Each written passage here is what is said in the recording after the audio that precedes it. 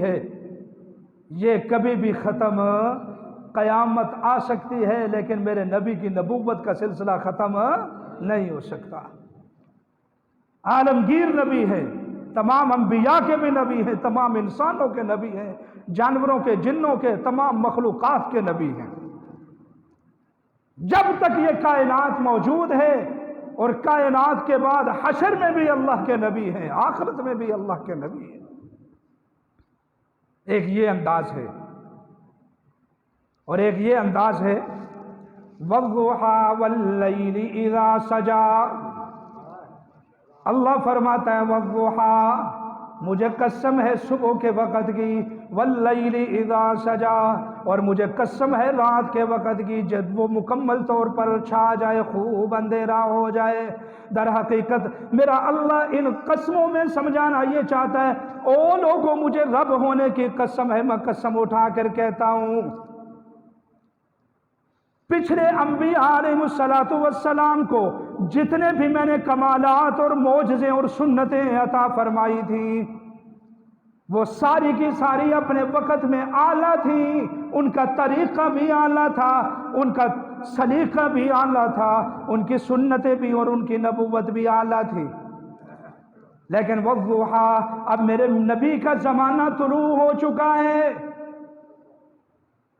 پرانے انبیاء کے طریقوں کے اوپر رات آ چکی ہے، اب میرے نبی کا طریقہ چلے گا، اب کسی کا طریقہ نہیں چلے گا۔ پرانے سارے طریقوں پر رات آ چکی ہے۔ حضرت عیسیٰ علیہ السلام کا طریقہ اعلیٰ تھا یا نہیں؟ بولو۔ حضرت موسیٰ کا، حضرت موسیٰ کی سنت، حضرت ابراہیم کی سنت، جو ان کا انداز تھا اس وقت عبادت کا، ریاست کا، دعا کا، حضرت شیش کا، حضرت آدم کا، تمام انبیاء کا، اللہ رب العزت نے اپنا اپنا ان کو طریقہ عطا فرمایا، اپنے اپنے طریقے سے، اپنے اپنے اوقات میں وہ اللہ کی عبادت کرتے رہے۔ اپنی سنت اللہ رب العزت نے ان انبیاء کی سنت کو جاری فرمایا۔ لیکن اب جب میرے نبی کی صورت میں صبح طلوع ہوئی ہے، میرے نبی کی سنت والی صبح طلوع ہوئی ہے، اب انبیاء کے بھی طریقے اس کائنات میں چلنے والے نہیں۔ میرے نبی نے فرمایا کہ آج اگر حضرت موسیٰ بھی زندہ ہو کر آ جائیں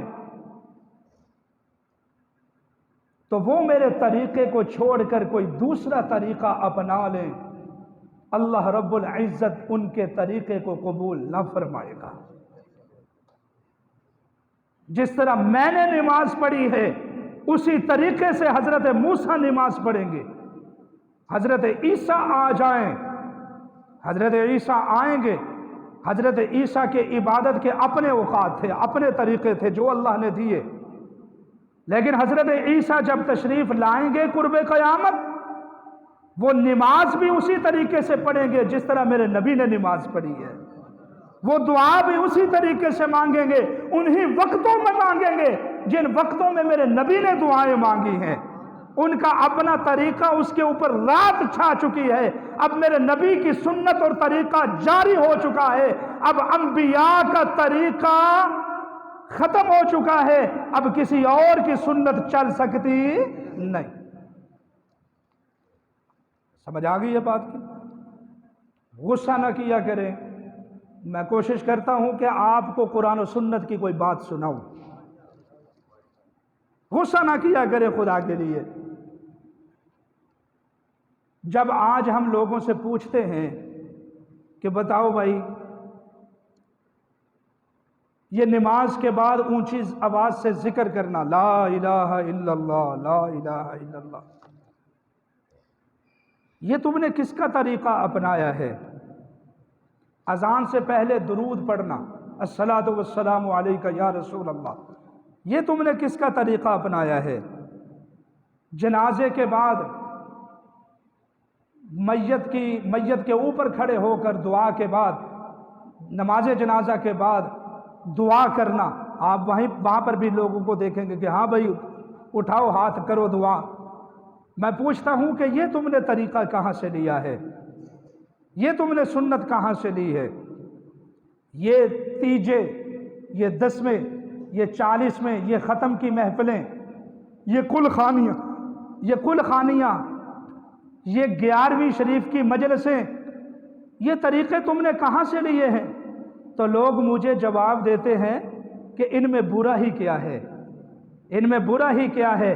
ہم عبادت ہی تو کرتے ہیں، ہم دعا ہی تو کرتے ہیں، ہم قرآن ہی تو پڑھتے ہیں۔ تو میرا سوال ہے، اور میرے بھائیوں ذرا مجھے بتاؤ، ان جگہوں میں جو میرے نبی کا طریقہ ہے کیا وہ اعلیٰ نہیں ہے؟ خدا کی قسم، آج حضرت عیسیٰ آئیں، وہ بھی نماز جنازہ بالکل اسی طریقے سے ادا کریں گے جس طریقے سے میرا نبی مصطفیٰ ادا کرتا رہا ہے۔ اگر میرے نبی نے 2 دعائیں مانگی ہیں، ایک نماز جنازہ میں تیسری تکبیر کے بعد، اور ایک قبر کے اوپر کھڑے ہو کر جب قبر تیار ہو جاتی ہے، تو حضرت عیسیٰ آئیں گے، اپنی طرف سے نہ کسی چیز کو کم کر سکتے ہیں نہ کسی چیز کو زیادہ کر سکتے ہیں، عمل اور سنت اسی طریقے سے رہے گی جیسے میرے نبی نے جاری کی ہے۔ یہاں تو دوسرے نبیوں کو کوئی اختیار نہیں ہے کہ اپنی طرف سے کوئی اچھا کام داخل کر دیں، عبادت اس طرح کریں جس طرح ان کے مذہب میں تھا، تو یہاں مجھے اور آپ کو کیسے اختیار مل سکتا ہے؟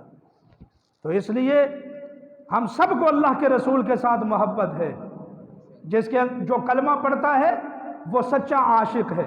یہ مولویوں کی دکانداری ہے کہ جی فلانا عاشق نہیں، فلانا عاشق نہیں، فلانا عاشق نہیں، صرف بات کو سمجھنے کی دیر ہے۔ جو کلمہ پڑھتا ہے وہ عاشق ہے، وہ اپنا سب کچھ میرے نبی کے عصمت کے لیے، میرے نبی کی توقیر کے لیے، اپنا سب کچھ قربان کرنے کے لیے ہمہ وقت تیار بیٹھا ہوا ہے۔ صرف سمجھنا یہ ہے کہ طریقہ وہ جس کے اوپر میرے نبی کی مہر ہو۔ یہ سنت بدعت کا مسئلہ خدا کے لیے سمجھ لیں، کوئی زیادہ مشکل نہیں ہے۔ الیوم اکملت لکم دینکم، اللہ نے آج سے 1450 سال قبل ہی اس آیت کو نازل فرما کر مہر لگا دی تھی کہ اب دین مکمل ہو چکا ہے، اب اس میں میرے نبی کی سنت چلے گی، کسی دوسرے کی